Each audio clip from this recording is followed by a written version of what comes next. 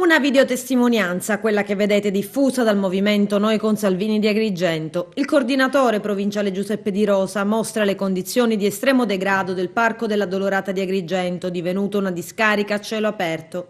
Poi Di Rosa sottolinea come il sindaco di Agrigento, Lillo Firetto, in tempo di campagna elettorale nel suo programma abbia detto e promesso il coinvolgimento del Dipartimento dell'Azienda Regionale Foreste per il recupero dei luoghi, a cui sarebbe dovuto seguire anche l'affidamento e la gestione a privati.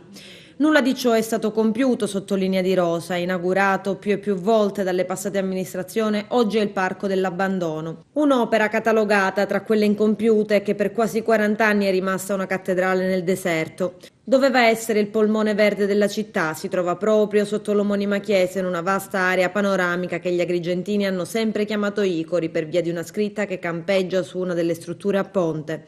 Per troppo tempo quest'area della città è stata al centro di numerosi dibattiti e lamentele, una grande pattumiera a cielo aperto, meta preferita di quanti vogliono abbandonare rifiuti ingombranti come mobili vecchi, piccoli e grandi elettrodomestici o scomodi come animali morti. Luogo di incontro mordi e fuggi per le coppiette, dormitorio per i cittadini extracomunitari irregolari.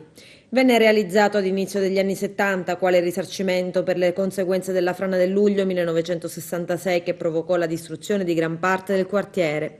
Nelle intenzioni degli amministratori avrebbe dovuto essere uno spazio culturale destinato ai giovani ed invece per tutti questi anni è stata una grande pattumiera a cielo aperto, un'opera a perdere lasciata all'abbandono.